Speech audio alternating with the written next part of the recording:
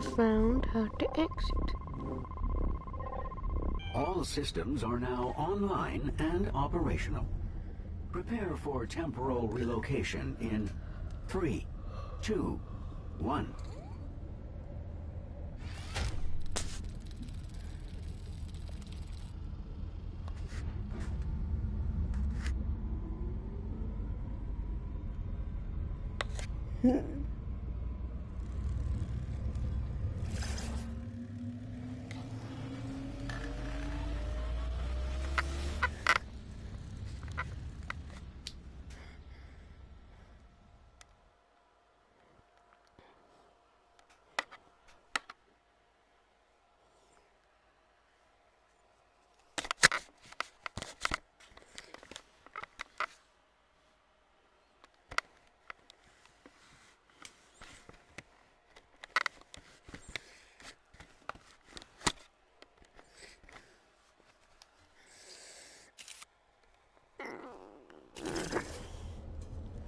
Good, you're back. Your latest batch of data was so thorough. Thank you. I know it's tiring work. And how is your research against the virus progressing, Doctor? The news is mixed. In the weeks since you left, the International Health Monitor has begun calling it the Jurassic flu. Factually incorrect. The point is they named it because it's spreading. We hoped ocean currents would keep it contained to the north longer, but the ice is receding faster than our models predicted. Currents have already carried it to Northwest Africa and the Caribbean. Once symptoms break, we expect it to spread across Africa and South America from host to host. From there, it will quickly take root on every continent. Doctor? Are you all right? Fatigue. The cadet must feel it too. We could assign more of my resources to you. I am designed to ensure your success after all. Rob, your research systems are the best we have. The cadet needs everything you can offer.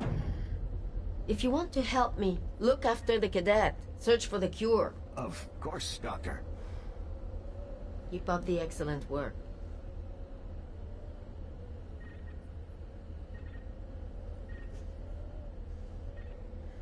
Time travel is both physically and mentally demanding. Even more so with the fate of humanity on the line. That said, do not feel ashamed if you need to take a short break before returning to the past. In fact, I would recommend it.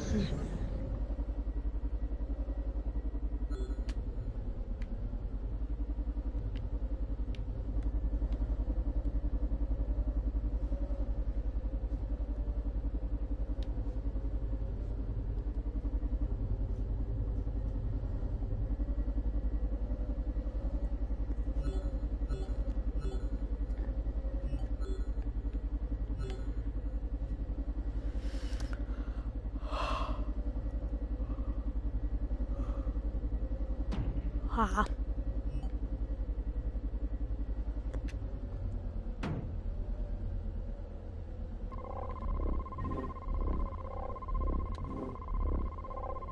All systems are now online and operational.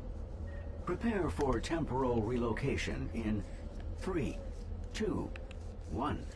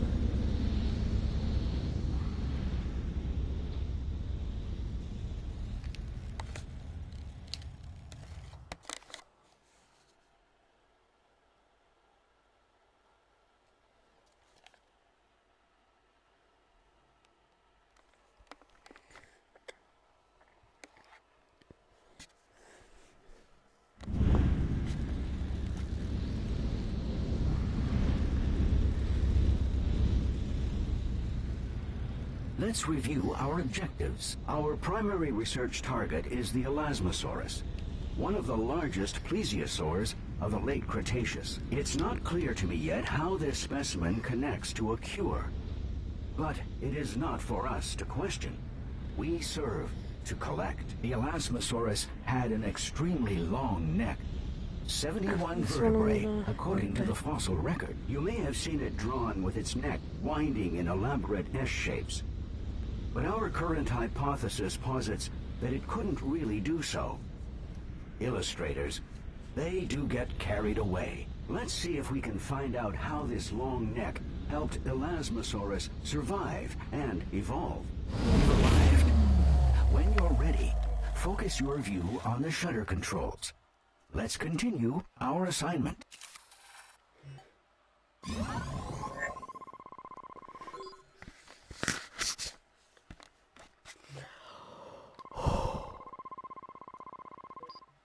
The late Cretaceous holds many new wonders compared to earlier eras. Let us hope it yields some new insight into a cure.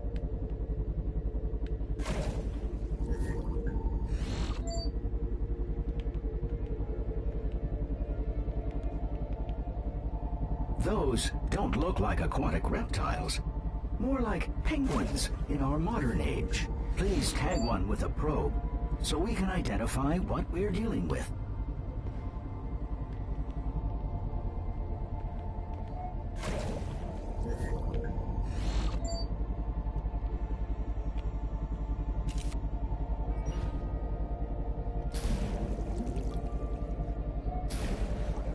It appears we're looking at Hesperornis. Like penguins, they can't fly. They seem to be enjoying an easy buffet in the shallow waters. How do Hesperornis navigate so well underwater? Scan the legs and feet of a Hesperornis to find out.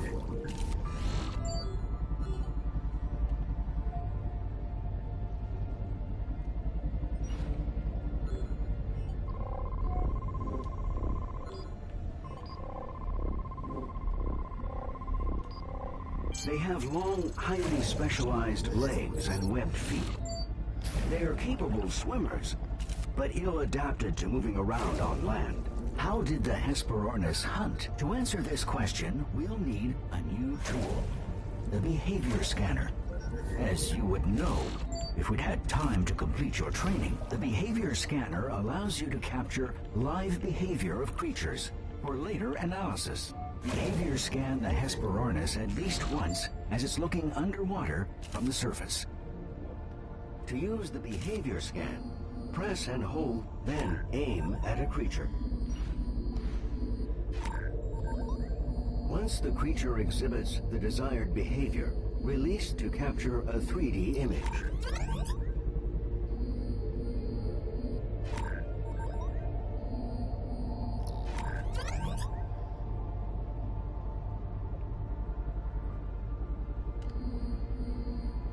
Behavior scan the Hesperornis at least once as it's looking underwater from the surface.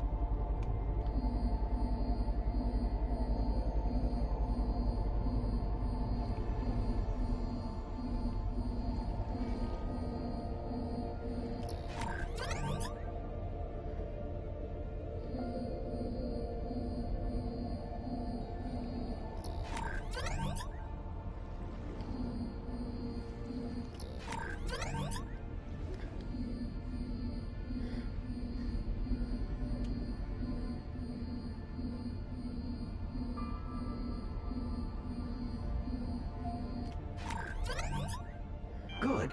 We just need a little more data. Let's capture it catching something. Behavior scan the Hesperornis once as it catches a fish underwater.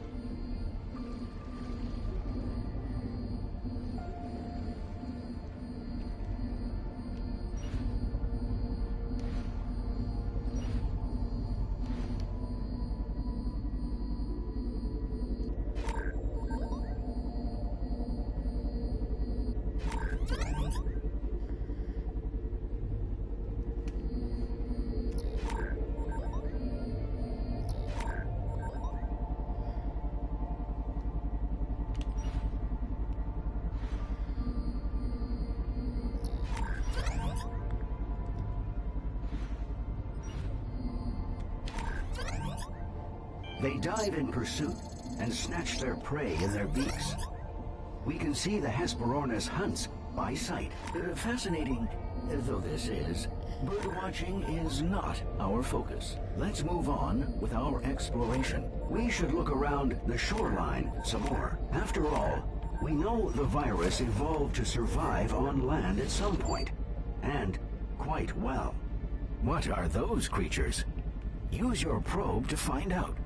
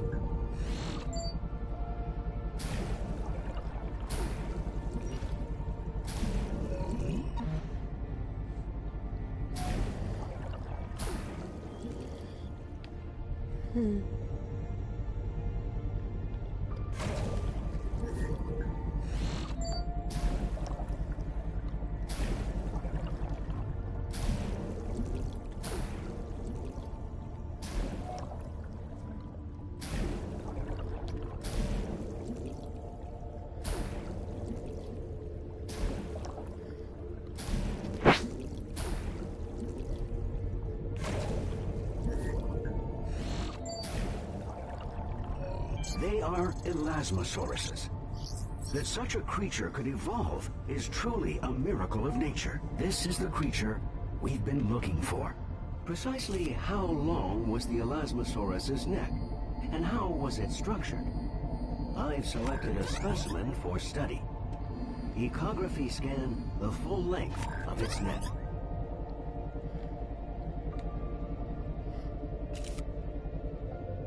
Scouts, sorry to interrupt. I've underestimated the complexity of this anatomy. We'll have to split data gathering into multiple scans in order to gather all pertinent data. Echography scan the neck at its base, middle, and close to the head.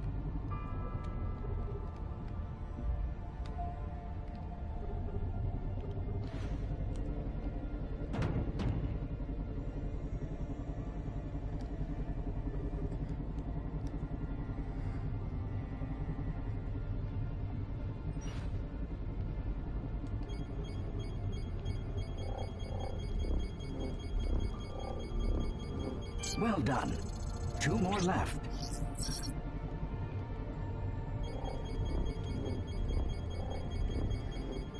Excellent. 1 more scan remains.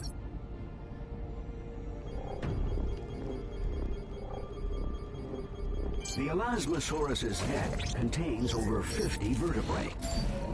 The weight makes it impossible to lift more than its head above water. And when it turns its head, its entire body follows. Its head is essentially a rudder. How exactly did the Elasmosaurus hunt fish? Behavior scanned 3 instances of an Elasmosaurus catching a fish.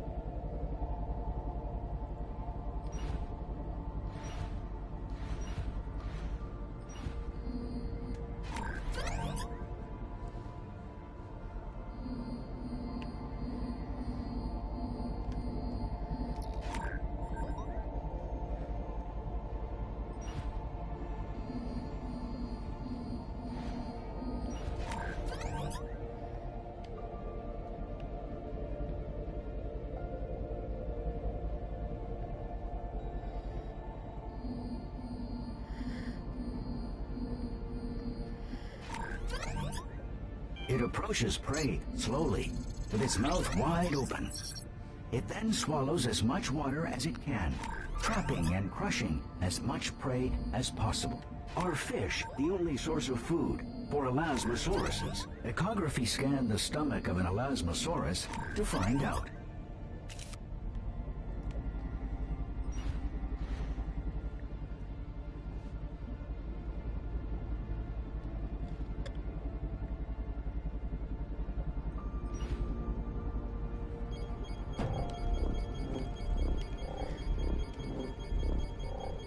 Their diet includes ammonites, and we can also find gastroliths in their stomachs, small round stones that may provide ballast. This is interesting. There's a tumor-like mass inside the stomach. If only we had some way of exposing it, so we could harvest more data from it. This could be relevant to the virus the doctor is researching. If the virus mutated from here, it could result in very different symptoms in human hosts. I'm picking up 2 very strange biological signatures some distance from here. One is definitely an Elasmosaurus. It also shows signs of the virus, and it's alone. The other Elasmosauruses may have pushed it out of the herd, sensing its illness. I'm also sensing a larger presence in the depths. It is worth investigating. I have mapped a path to their area. Both creatures may give us valuable information about the virus.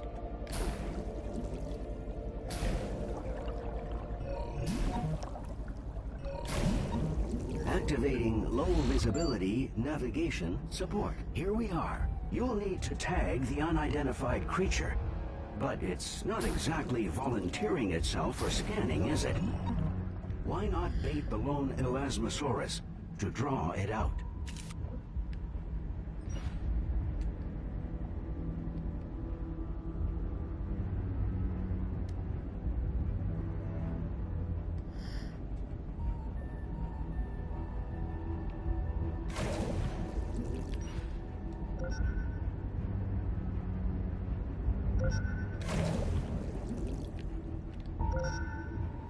Bait the distant Elasmosaurus to draw our mysterious creature out of the depths.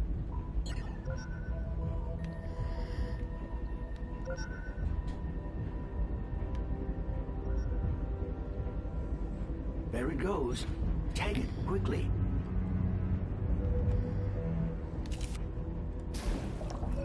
That was quite a scare. It appears to be a massive predator, a mosasaurus. It was probably already stalking the elasmosauruses in the area before we enticed it with our bait. Next, let's determine just how powerful the mosasaurus's bite really is. Ecography scanned the elasmosaurus's crushed neck so we can find out.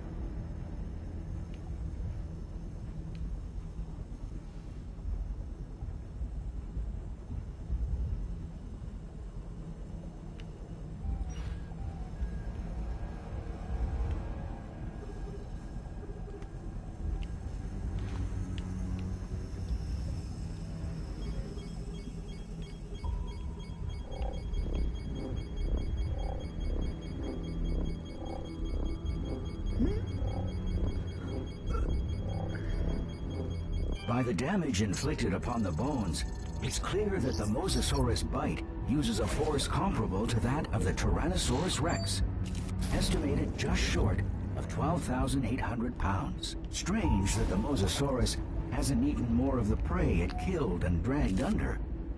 Maybe we're causing it to hesitate. Let's not miss the opportunity to find out how it feeds. Use bait on the dead Elasmosaurus, so the mosasaurus attacks again. When it does, use a behavior scan to scan the mosasaurus's head as it eats.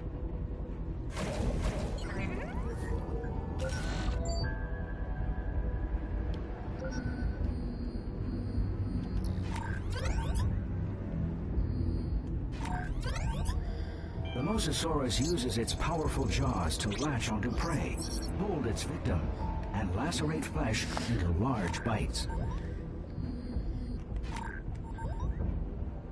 The mosasaurus' last attack punctured the Elasmosaurus's stomach and exposed the tumor we noticed earlier.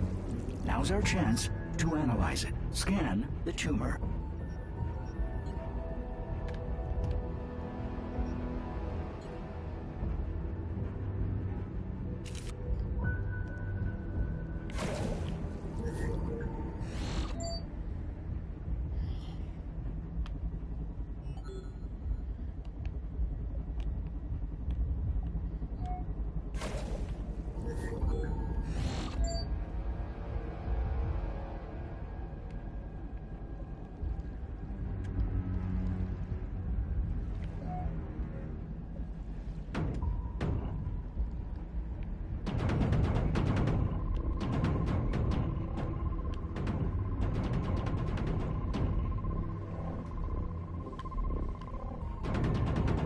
The tumor carries similar genetic information to the virus the doctor is researching.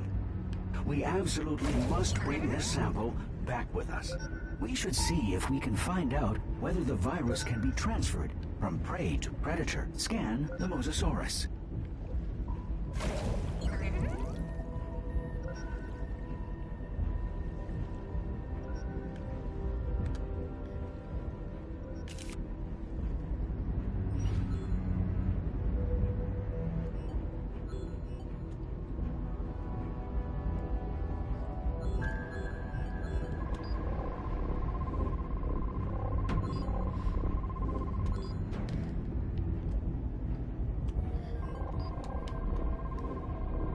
The virus is present in the mosasaurus. It can be transferred from prey to predator. We must return to Svalbard to upload our data at once. Please scan the portal to initiate the transport sequence.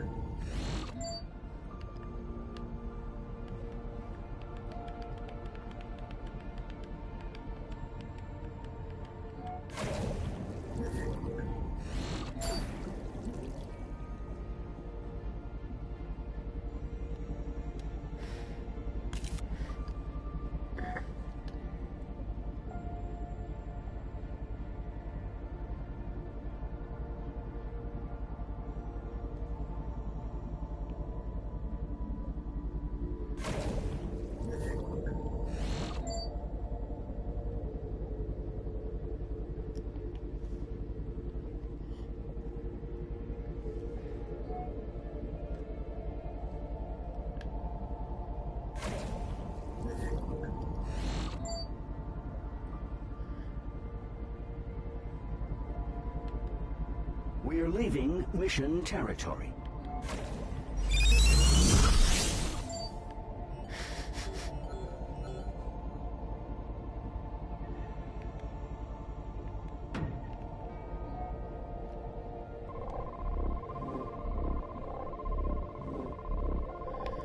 All systems are now online and operational.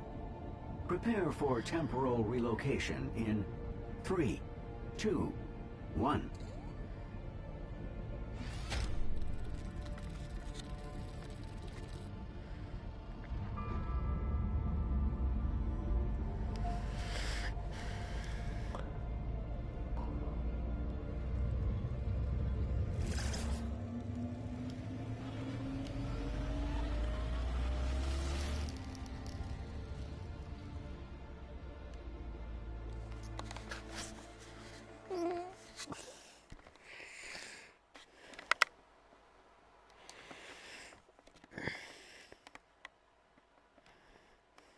Hope you enjoyed the video. See you tomorrow or whenever I start training. Peace.